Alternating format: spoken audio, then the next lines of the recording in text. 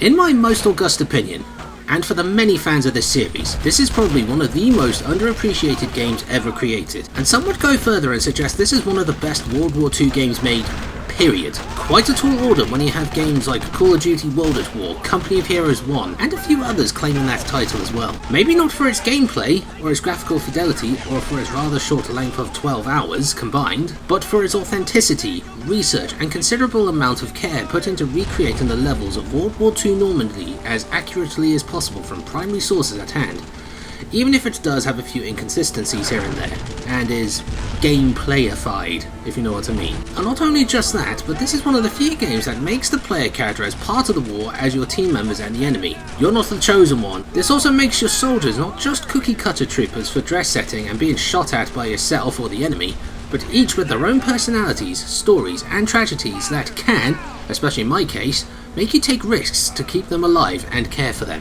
Yeah, I adore this game a lot. Very early spoiler. And as you can see on screen, this is Brothers in Arms, or as it was known in its early days of development, 8 Days, a combat paratrooper in Normandy. In this case, both Road to Hill 30 and Earned in Blood, a brilliant World War II tactical shooter game series with squad commanding, produced by Gearbox Entertainment and Ubisoft. Different times, man.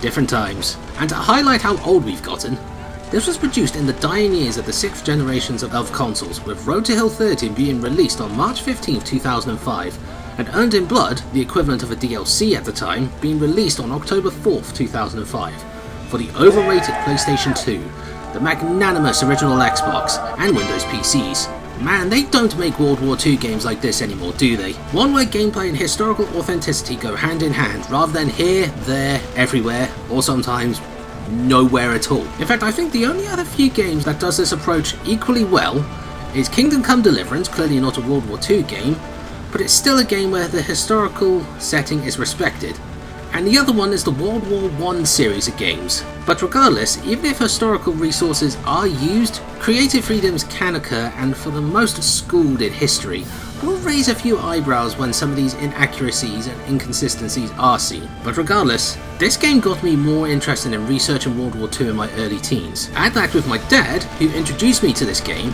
and he too passing his interest in World War II onto me, was a historical match made in heaven and really influenced my interest in military history later in life.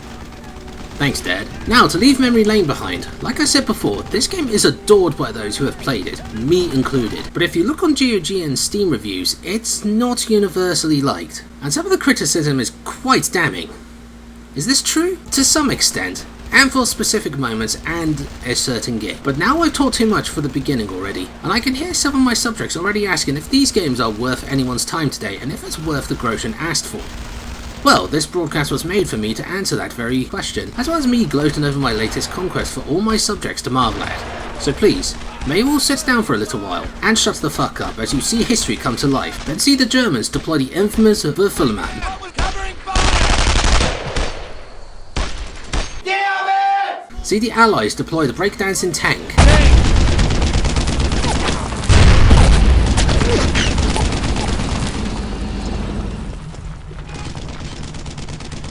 And see soldiers get defeated by the scenery.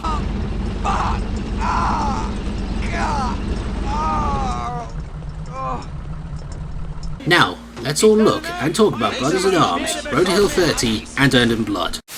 So, once you have booted up either of the two games for the first time, it's clear this is a 6th generation game from that time. Utilising the Unreal Engine 2, it does show its age now, with hindsight being that the Xbox 360 was only 8 months away from being released back in the day. Speaking of that, wasn't it a shame they never did an Xbox 360 port of these two games? Could have made this series more well known, and even with the settings at their highest, both games have some very rough looking textures here and there. Stretched, very low res, and clearly not meant to be seen or observed up too close. Here's some examples that I found. Some of the weapons have this issue as well. Bullshit! Like look at the STG-44 with its stretched and very low res appearance. And the cocking handle doesn't move at all when being fired, it does move when being reloaded. Same with the MP40. That's it!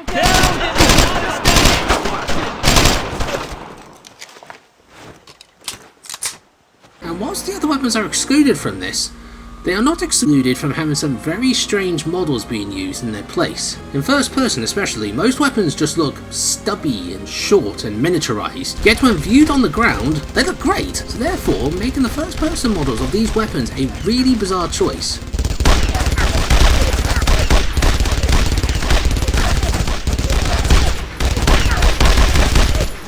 And sometimes on the levels, if you use the situational awareness mode, which is really useful and adds some tactical flexibility and allows you to explore the level you are going to traverse, if you just angle the camera at just the right angle, you can change the quality of the buildings by merely swiveling the camera to a certain angle. And as you traverse the battlegrounds of Normandy, the sleepy villages, the ruined towns torn apart by war, farms, country roads, chateaus, hamlets and forests with clutters of war material. Though in the skyboxes are gorgeous and can add volume to the colours and give more life to a rather static element of level design in the games. The beautiful summer evenings and mornings, the anti-air tracers firing into the sky, columns of serpentine smoke rising into the sky and aircraft flying over doing bombing runs all add to make the levels more grounded, ironically. And on the ground too, you will see the levels being littered with some environmental storytelling here and there. Casualties from past firefights, ruined vehicles, destroyed buildings and corpses. This game does a great act of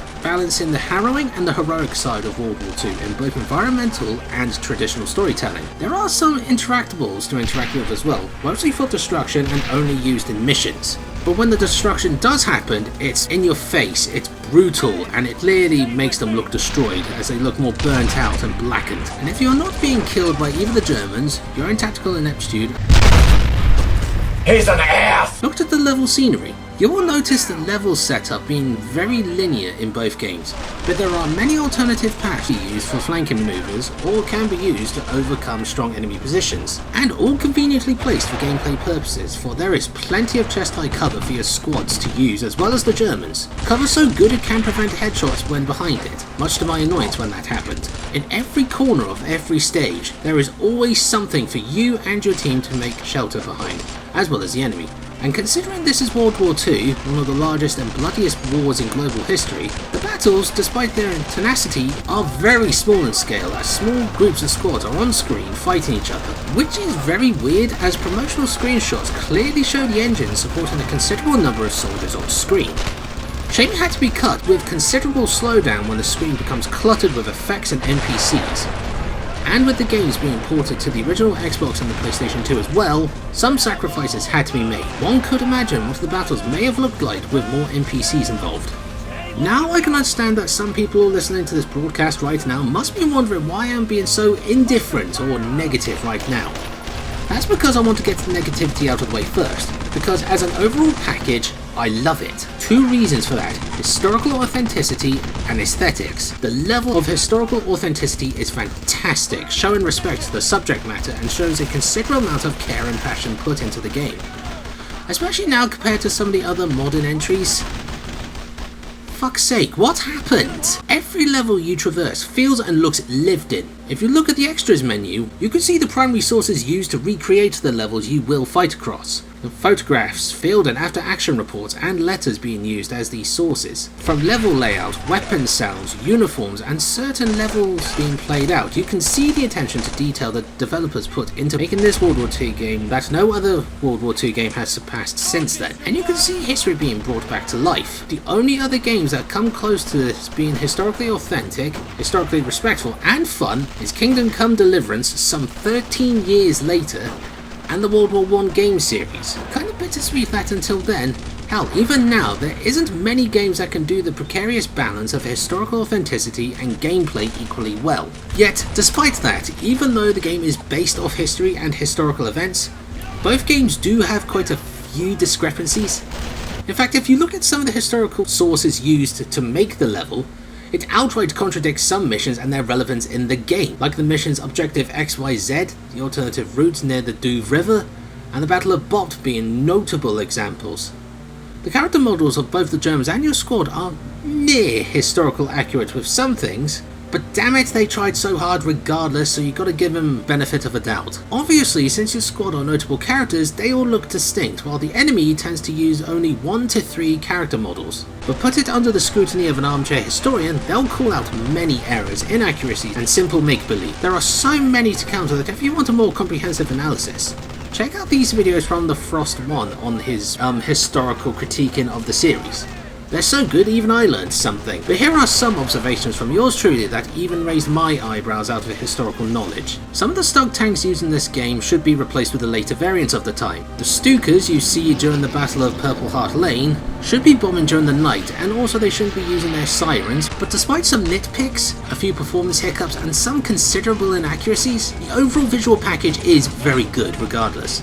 The levels look lived in and authentic, even modified for gameplay purposes, with recognisable cover being everywhere and purposefully placed, and when the action does kick off, it's brutal, loud and kinetic, with the added particle effects from explosions and traces from weapons fire and heavy ordnance raining death and throwing dirt around like confetti. And the character models look great for 2005, with it made even better with the crisper detail it earned in blood. Right, now that that's out of the way, let's discuss sound.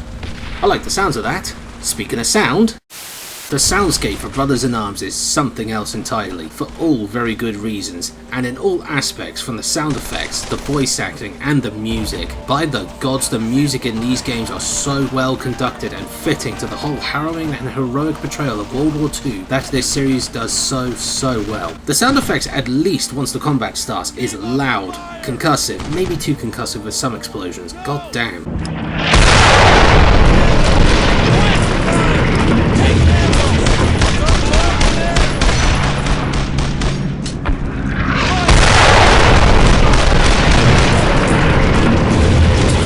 And in the skies with aircraft flying over, strafing and bombing, and maybe crashing into the ground. We're not done, boys! Keep it up!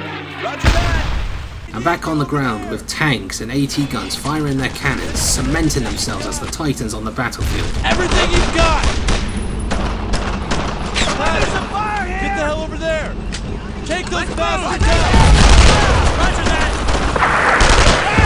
And amongst the infantry with rifles and machine guns suppressing each other, tank treads squeaking and engines rumbling, whilst in the background the screaming, shouting and barks of commands of the reassurances from your squad and opposing forces makes every engagement a visceral and tense affair, maybe sometimes making you involuntarily crouch and keep your head down when the bullets start flying. If you want a great example of that, just look at the opening fight on Road to Hill 30.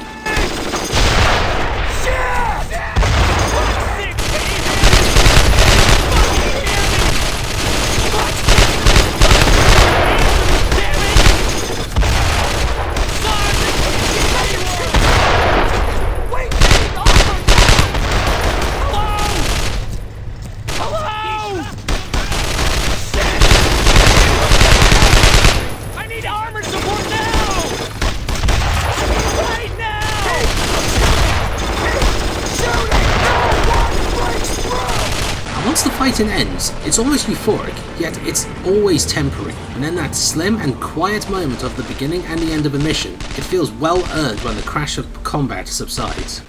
Alright, it's connected! Backblast clear!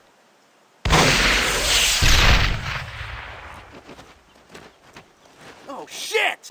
No, hang on! If you get me killed, don't stop fire! I swear to God I will fucking kill you! Hold it! Wire's connected! Go!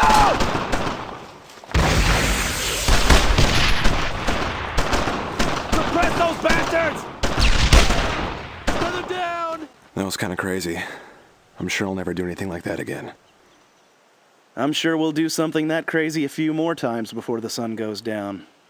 So who's hungry? The weapons used in the game are almost like characters, with each weapon having their own specific sound file when used, recorded from the firing range in Fort Hood, Texas, if you look at the extras menu. This adds more to the historical authenticity already present in this game, as each weapon's sound is unique and gives them their own characteristics. The whooshing of bazookas,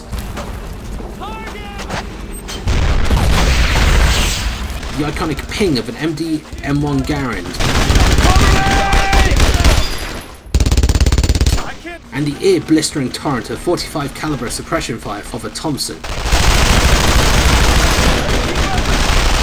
Quick, get over there! Every weapon sounds like a beast when unleashed into battle. Each one is recognizable from the sound design of each weapon alone. Not all sound designs are equal. Some sound really stock, like the M1903 Springfield sniper rifle. Keep up the fire!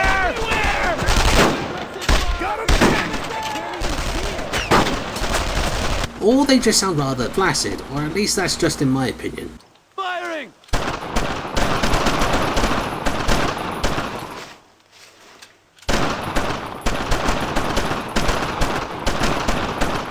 While some just sound right, like the FG-42. It sounds high caliber, devastating, and audibly distinct as weapons level up in power over the course of the campaign. Some goddamn fire! And speaking of MGs, the 50 caliber machine gun and the MG42 are just lethal and sound just as such. Whereas the 50 caliber is thunderous and loud, the MG42 firing is just fucking lethal, man. Truly sounds like it's spitting 1,200 rounds a minute. Makes my teeth chatter whenever it fires. Also, I swear it sounds like a jackhammer as well. Oh shit, there's more!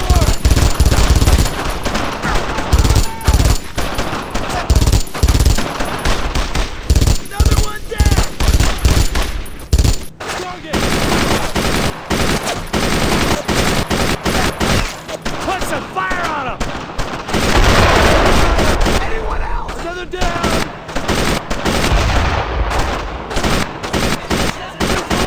Made more dangerous when they are one-hit kills as well. So the gun sounds, for the most part, they are good, and add more oof to the combat. And besides the sound of the Dance of Death, there is also the sound of music.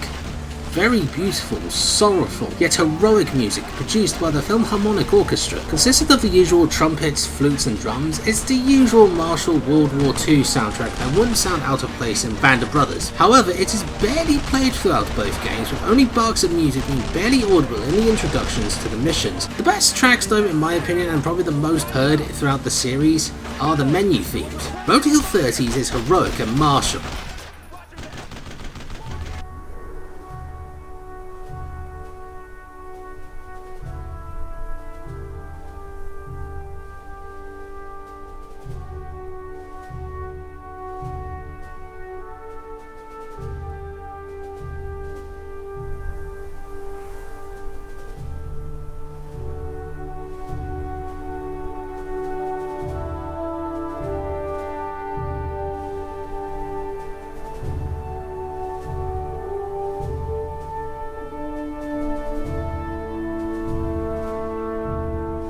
Yet Earned in Blood has two of the best tracks in the entire series, the main menu theme and the ending credits track. It's heroic, martial, yet sorrowful. For me, Earned in Blood is the official theme to Brothers in Arms.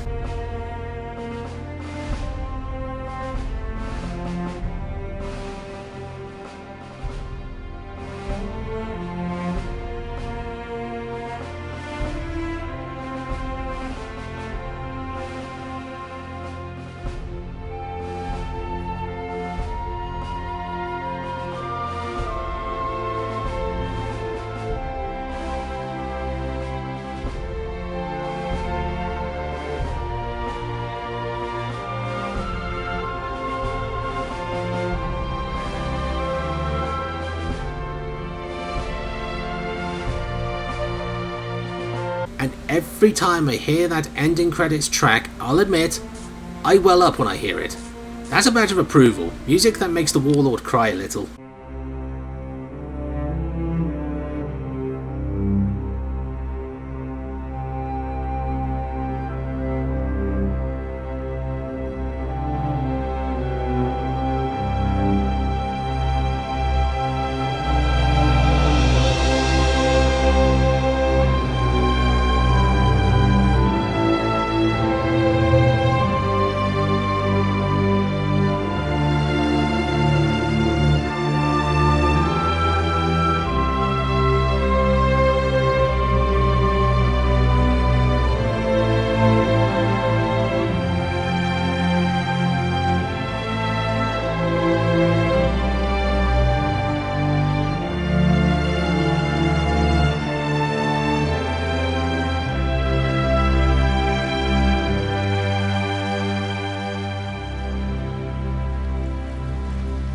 The only other track that can do that is the Arcanum theme. Yeah, the music, if a little cliche, is masterfully orchestrated and stands out for all good reasons. And one standout for the sound is the voice acting.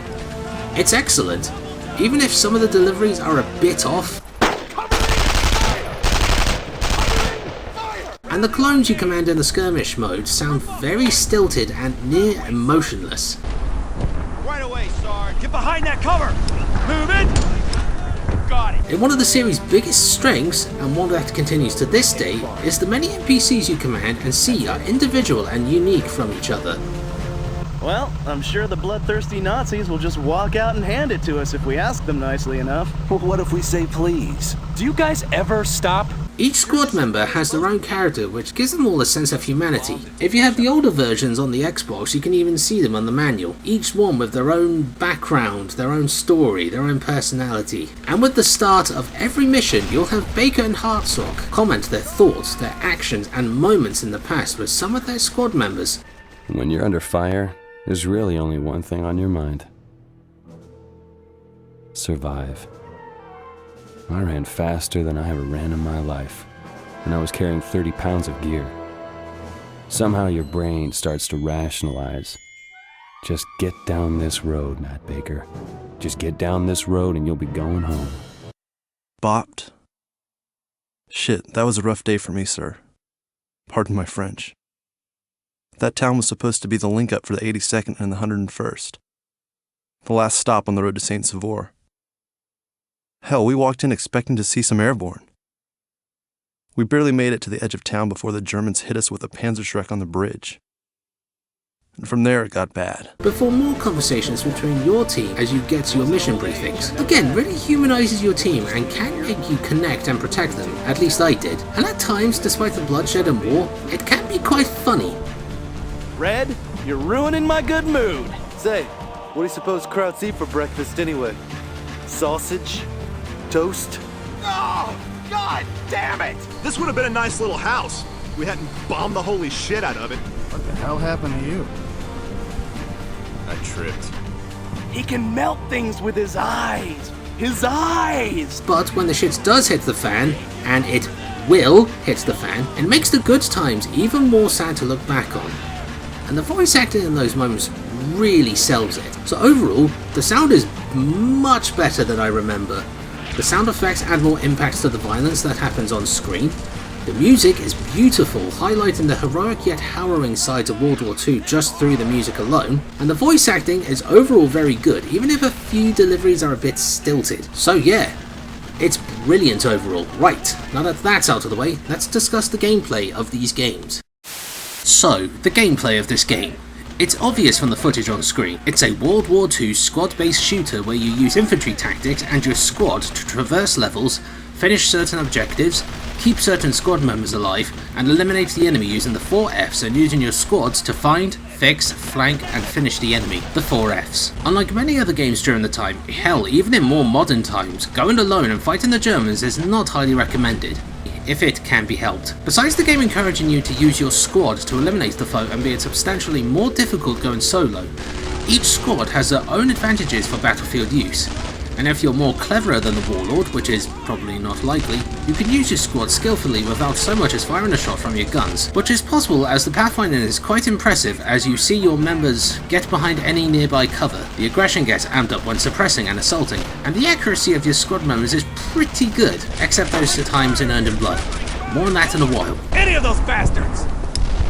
I can't shoot. There's no way! Throughout your combined 14-hour campaign, you will have 3 squad types to use to their full potential. You have your fire team, armed with rifles and heavy weaponry used to suppress the enemy at long range. For flanking and killing the enemy, you have the assault team, armed with carbines and SMGs and the occasional grenade being thrown. And on some occasions, you'll have a command of a tank, either a Sherman, the Light Steward's tank, or the M10 tank destroyer. It's a versatile thing, being a mix of both a fire team and an assault team, heavily armoured and impervious to small arms fire, making it ideal mobile cover for your infantry, but do not rely on it for everything as they are vulnerable to other tanks, even more so when shot at its rear armour, anti-tank guns, and infantry armed with Panzerfaust, so fight in a combined arms style, using tanks to suppress and assault infantry positions and destroy other tanks, and use your infantry to flank, kill and support any armour close at hand from troublesome anti-tank units. And obviously you will be fighting Germans with a rather paltry number of weapons throughout your D-Day campaign, but they are not all the same.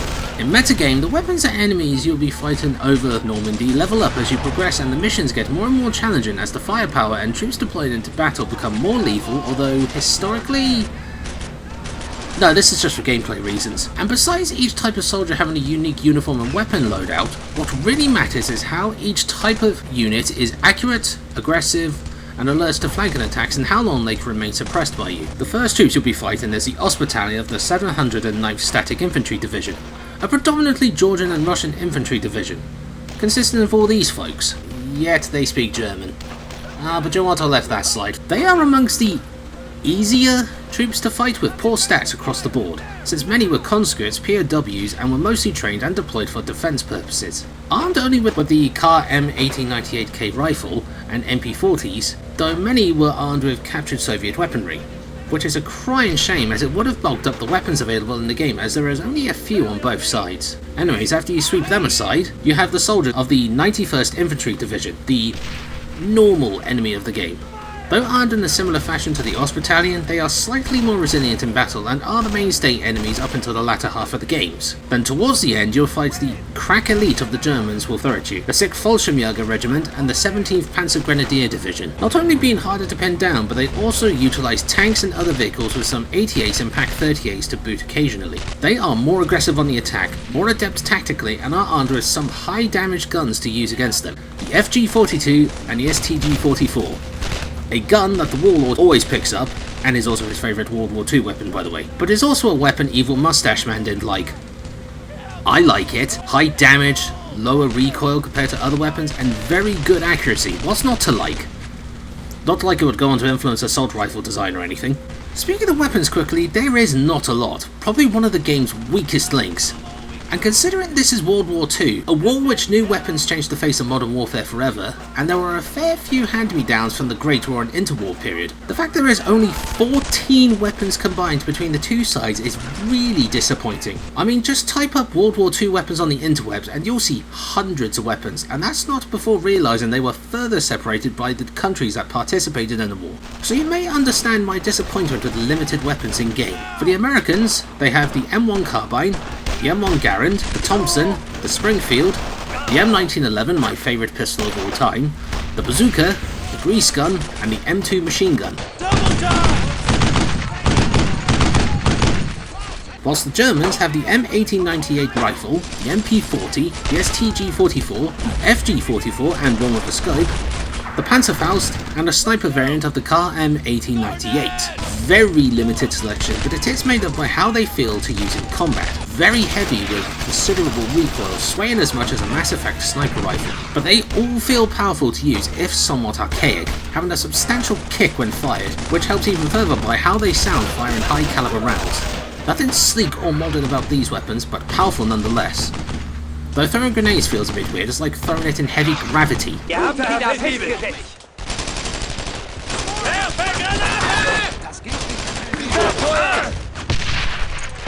And overall, for the most part though, it all works rather well, mostly in Road to Hill 30. Not only because of the AI functions surprisingly well for a 20-year-old game, seeing your squad taking cover, adjusting their fire as they move from cover to cover, suppress and assault with considerable precision and maybe throw some grenades to draw the enemy out, and seeing your squad function and carry out their orders near flawlessly is almost an equivalent of a dance of death. And there is nothing more satisfying in this game than finishing a mission with no casualties and barely any hits on your team.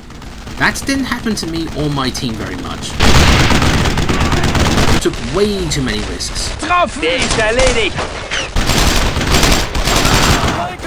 red! I need you over there! Set up there! And in one of the few games that made me do this, again because of the great characterization of the squad members you'll be commanding, risking my own life to keep my squads at full strength. It's worth it to be honest, especially in later levels and Earned in Blood. Another reason why these games play so well today, in my opinion, is both the UI and the controls. The UI is minimalist without cluttering the screen. with a very clean presentation and yet very simple to understand and will only display when it is necessary, such as when you're reloading or your health changes. When you come into contact with other enemy squads, you'll see a red circle hover above the enemy. That is the suppression meter, and as you fire on the enemy, it turns from red to grey as your squad begins suppressing the enemy, which keeps their heads down and makes the target less accurate. But over time, the wheel turns from grey to black and then back to red, showing they are no longer suppressed and willing to fight again. And if you look above the suppression cheese wheel, there is a token of which fire team is attacking or assaulting when highlighted. Again, simple and clear to understand, and complementing that with tight controls that are easy to understand and use, set on keys that just make sense and are comfortable to use without constantly scrolling or using complicated key bindings. And with an easy to use yet hard to master squad commanding system, this makes the games great to play even all these years later. But with all the positive praise I've got to give to this series, Earned in Blood, I'll admit, it's disappointed me quite a bit, and I've been holding off this long enough, and let's be honest, it really pains me to say it, because visually, it's improved with sharper and more defined detail in the scenery and characters and the weapons if you really look close enough. The music has a hell of a lot more emotional weight, and the gameplay is more challenging and encourages you to be more careful and more aware of your surroundings and to use your squads more tactically to avoid them getting hit, as that is more likely compared to Road to Hill 30, and also is far more challenging than Road to Hill 30. And I played that on normal, same with Earned in Blood, but the issue that makes Earned in Blood a test of patience to play, even for me today, is the squad AI. It is fucking awful and barely functional in later levels. When you have a small squad to start, it works wonderfully, but once you have two teams under your command, it all begins falling apart for all the wrong reasons. Order them to fire at an enemy, even if it's right in front of them, they can't or won't do it. Most of the time it becomes so bad it forces me to actually go solo and eliminate the enemies myself, much to, the risk of actually getting killed. Pathfinding is also fucking terrible, and tanks have a thing of just getting stuck behind the scenery, on occasions getting themselves stuck and killed by enemy placements. Reloading! More Germans! We're out in the opening! Sometimes happening to your infantry as well, getting killed by the fucking scenery. And whilst your squad AI has a severe downgrade, the enemy has had a significant upgrade. Even the OS battalion can put the hurt on you now. They are more aggressive, more accurate, and more adept, so you really need to utilise your squads to their fullest potential to win these firefights. And to make it even more challenging, and let's be honest, utterly bullshit, for some of the enemy placements in some of these levels are just not fair. Like for example, near the end, there is a tight arena with 2 tanks and 3 Panzer Grenadier squads with barely any room for you to maneuver around or to avoid anything. So you and your squad will get hit or outright killed. For me, I nearly had an entire squad wipe out, so fun. So combine AI troubles, poor pathfinding, passive squad members that won't shoot at anything in front of them, having to Rambo it on occasion, whilst the enemy is vastly improved in everything else. I'll be honest, it almost broke me towards the end, but I persevered and triumphed. But I will say this though, I will not be playing Earned in Blood again for a while. Whilst Road to Hill 30, yeah, it's my favourite one of the entire series. And being near technically perfect, it is still great to play to this day. Right, let's wrap this broadcast up. And that, my fellow subjects, is Brothers in Arms, Road to Hill 30 and Earned in Blood. And I love these series of games, even if Earned in Blood tends to hate me and tries to sabotage my efforts in conquering it. And besides myself loving this game, many still look back fondly at this series for being one of the few truly authentic World War II games out there, and for being a challenging yet enjoyable tactical shooter. And I'm in that camp as well, so hell yeah, I recommend this game, full-heartedly. The visuals, though clearly showing their age at this point, has pretty much brought history back to life, making the battles and levels come to life in sheer chaos, and the historical authenticity is admirable, even if some inaccuracies and outright make-believe are noticed. The sound design makes battles sound intense and bombastic, the voice acting brilliant, and the music just beautiful. And the gameplay, even if it does repeat itself over and over again, is challenging yet satisfying to accomplish, especially if you keep all your squad members alive. And the game did well enough to gain a sequel in 2008, the equally loved and cherished Hell's Highway in 2008. With upgraded visuals and a more cinematic experience, Hell's Highway retained what made the other two games popular and loved. Then the series just stopped, despite favourable reviews, and leaving us with an infamous cliffhanger. And we have waited 17 years for Snow ever since. This is not your stop. There's more road ahead. Tell me, Matthew. You've made it through hell. How do you feel about Snow? 17 years! Fuck! But in the meantime, and to relive those blood-stained memories, you can get all of them together on both Steam and GOG, or individually for really cheap, so there really isn't no reason to not get them. And if you like history, tactical shooters, or a bit of both, give them a try. I highly recommend this. And well, that's my latest conquest of World War II. Well, mostly the Normandy campaign. And special thanks to the 101st Airborne for having me tag along and judge everything they do, see and hear. And the Wehrmacht for letting me shoot at them. And if you enjoyed my latest broadcast, be sure to do the usual YouTube fluff that shows your appreciation, liking and subscribing, all that jazz. So thank you all for listening to my broadcast. Next time, I'm heading off to Mexico and saying no to drugs the Max Payne way. What am I doing next time? Well, stay tuned and find out. So until next time, this is the Warlord, signing out.